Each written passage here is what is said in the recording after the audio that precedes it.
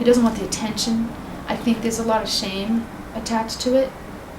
He pretty much has ideas in his mind of what's going to happen already, but he was willing to at least look, which is a step in the right direction, at the assisted living situation, which he still sees as a write-off in a nursing home, but at least he looked, which is a big step. He has us all lined up, but now it's becoming difficult because it is, I mean, because And it's not enough.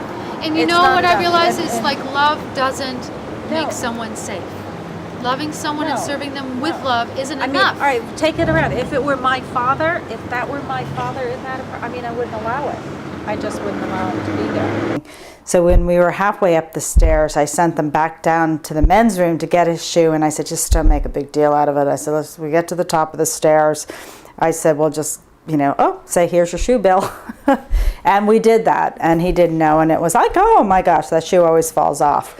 So he wasn't even aware that it wasn't on, and I told a couple of our friends later that I thought that, he really doesn't have any feeling in his feet to have something like that happen. This leg is inoperable because Fake. there is no bone between there and there. You're bionic. It's man. aluminum, stainless steel. When I met him, he was fine. Then he started using a cane. Then he had his hip replaced, and I feel like he's so frail and so unsteady on his feet, and I want to walk him to his door. It's almost to the point where you want to make sure he's up and in bed so he's not going to fall out or anything when you leave him. But he insists on being the gentleman and walking me to the subway. And finally, we arranged a compromise where we walk to one corner together, and then he goes his way and I go mine, and I'm always thinking, my God, and now he tells me he's going in through the back alley door. I say, great, great. Who's going to be waiting for Bill in the alley? But Bill's got his cane. He needs help. He's old and he's living in a terrible situation. Who knows? I mean, his building might be worth X amount of dollars, or his estate might be, but he's still living in almost poverty. I mean, he's living in as a recluse in this horrible apartment that we joke about now having to go in and clean because no one can do it singularly. Linda says he had to go to the doctor again recently. Yeah, I'm afraid he went, for his usual checkup, and they messed up all the blood work. So, despite his busy schedule, he agreed to go back to the hospital for more blood work. And it proved to be very important because he actually has had some problems with being anemic, which is why he's been so tired lately. So I've gone ahead and picked him up some Ensure, which the doctor recommended that he start drinking to build him back up in his nutrients. And he wasn't really into doing it. He didn't want to get those ladies' drinks. But I just got it. Sometimes you don't really ask permission, you just do things, and then he kind of goes with it. And ultimately, he's grateful. It's just that he told me he didn't want to have to carry it from the store. Of course, they're heavy. So I picked him up a month's supply, and I told him they were milkshakes, so he's enjoying the chocolate ones. He wanted to contribute today, and he sent over some rolls that were all moldy. Did you see those? No. Oh, God.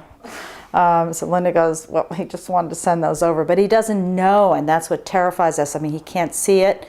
He doesn't know. He doesn't read the labels on the food. He's had things in his, Linda, again, goes and cleans out his refrigerator and cleans his toilet. We fill some of the gaps, but not all of the gaps. Here I am. Good. Here's your mail. Thank you very much. Where do you want it? Right on the top of right there. All right. That's perfect.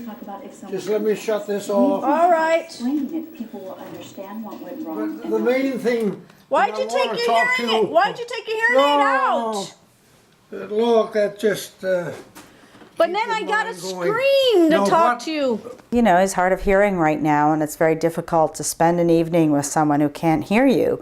So he does all the talking, and at the end of the evening, my eyes are, my head's spinning because I haven't been able to contribute to the conversation. And there's so much he wants to tell and talk about. As much as our group tries to be around and support him, we too have our own lives. So ideally, it would be good to have somebody who we could have checking in on him every day, because he is declining in his health and his physical abilities. He's had a runny nose for about 2 months now and is constantly fighting cold symptoms because his immune system is so declined. He has been diagnosed with a disease that is ultimately going to be his end, and right now his immune system is fighting very hard constantly to try to keep him going. So he's very vulnerable physically and very weakened by it all. So it would be nice if somebody could be there on a daily basis to try to be his assistant. What do you eat for breakfast? Cream of wheat? A half a grapefruit in slices. But you're not supposed to eat grapefruit anymore. Yes, I do. You do eat it? Because I don't take the white pill if I have the grapefruit. All right, but what does your doctor think about that? I don't give a shit about what the doctor thinks. It takes a very special somebody, though, to do that, because he is a very independent, strong-willed man.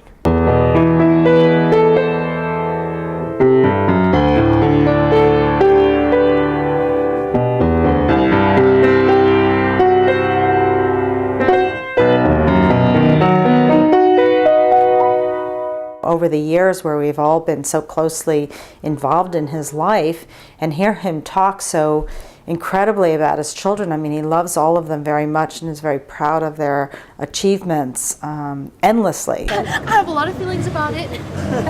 Treat it as a business. Well, you've talked you to know? them, Yeah. right, you've talked to them, but I mean, they could at least, if they didn't Communicate want, with us. right, if they didn't want the personal contact for whatever reasons, they Right. could at least be making other That's right. arrangements for him like this. They could be saying, look, we That's don't right. want to deal with this, you girls do whatever you want, we'll help you and support you. And from what I understand, they all have the means to make that happen too, so. Right. But they haven't. They haven't. They haven't done it. They haven't They done haven't it. said that. I mean, you No. hear They from don't need- Elisa says, thank you for doing this, I know you do a lot for my dad, but Elisa's the only one. That's the only one. And the only one who's really having a hard time taking care of herself, so it's like we can't rely on that. They don't seem to take active steps in looking after Bill at this point and maybe urging him that he needs a housekeeper, that he should be thinking about getting into an assisted living place now before he falls out of bed and breaks a hip again or something. They don't talk to us, whereas caring for their father. And even if you're pissed off at somebody who has been abusive, my mom was absolutely battered and abused by her mother and decided to take her in and take care of an elderly person who needed care and just took care of her business, her family business. When Mrs. Hunt died and they all came to Boston, I was fascinated in seeing them all together. I'm very sorry that I missed that whole get-together when Bill's wife died recently, and I understand that the family all came together, and I was invited to that gathering, but I wasn't able to make it, and I'm very sorry because I really would have been interested to see the interactions of that. And that night at the Petoff Club, I mean, he wasn't particularly easygoing. He was very hard on them, and I think we were all a little shocked at that behavior because we saw a side to him we hadn't seen before, and we were watching carefully. I mean, you know, we were all having our wine and enjoying the evening, and being with everyone, but we were also very curious to see. I think we were all watching a little bit more intensely because we were enormously interested in his interaction with his kids and what that relationship is. I'm very concerned about his health, and I'm also concerned about how his family deals with his health. I have no idea what kind of a father he was. I get glimpses of a bit of a tyrant. But then because I wasn't there, I don't want to accuse him of being a tyrant. But obviously these people are terrified of him. Nevertheless, I still think that a family's obligation is to pay more attention than what they do. I can only think that it's probably a continuation of this intensely tumultuous and egotistical kind of family history that he's been telling me about, and in the stories I actually detect a fair amount of what I would say was there's a lot of ruthlessness there in that Hunt family. And you know, I don't know what it was like. Bill's a pretty overwhelming person. I mean, he's a very overpowering person to be with, and you know, as a friend I can go and spend an evening with him or an afternoon, and I don't have to, you know, I don't have to cope with that as a parent-child. Linda called me from the house to tell me that he had fallen, and he had to be taken to the hospital by ambulance. And to be honest with you, I was furious. Absolutely furious, because if he's old enough and wise enough to be able to do all the things he does, he also should be cognizant of the fact that he needed medical help rather than trying to stitch it up himself. So when he went to the hospital, I was very much concerned that my daughter had to be, or anyone for that matter, should be there, and the family never came. You have all become a part of my family. I can't count on my son, he's busy. One daughter happened to be there. She comes from California. And there were problems involved with that. Deep problem. The family that I've got here in Boston is this gang. Maybe he's been kinder and gentler to us than he has to his own children, and that's certainly something we've thought about. Can I do this and cannot get a crown? Tut, were it further off, I'll pluck it down.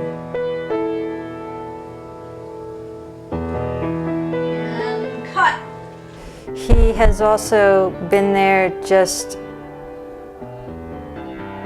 as a source of constant entertainment. Running down the hill. And rapists on one side, murderer on the other, all around, all grinning without teeth. First time I've seen him in a suit that matches, up bottom and top. And incredibly clean. Yes. Tidy. 10 years ago, I realized that senility and computers don't go along together. Lori was asking me, why, is there anything I wanted to say? Yes, there's one thing I'd like to say. Why was this hat in his barn? Picture this on Mr. Hunt's head. Thank you. You're welcome. Wonderful to see you. You're both very attractive and very productive. And bright as hell. Thanks for coming. I'm scared to deal with you. Not really. Have you noticed that his I don't know whether it's just his right ear or not, but it has a little twist at the end. Can't go in and clip his toenails, and I'm not going to. That's the end of that discussion. Filing taxes or eating cream of wheat. Same to him. So Whatever. What happened to his ear? He had a growth on his ear a while back, and it developed into a very large infected thing that needed to be removed. So when they removed it, he had thought about doing a little plastic surgery because it made his ear pointed, and it was a little bit of an embarrassment for him. But he decided that he didn't really need to worry about that because he trained it to stay against his head because it used to kind of flop over. So he'd take a little bit of rubber cement and put it at the back of his ear and stick it to his head. And then it wasn't such a obvious thing. So now it pretty much stays closer to his head now. He doesn't have to use the cement anymore. The interviewer is out of control right now. Brilliant, and you have to roll the R's. Brilliant, just brilliant. Brilliant. Hey, hey, hey. Really quite brilliant. Brilliant future. Brilliant man. Brilliant. The brilliant thing is definitely something I'll always remember about him. Brilliant. I use my words carefully. President. He could have become president.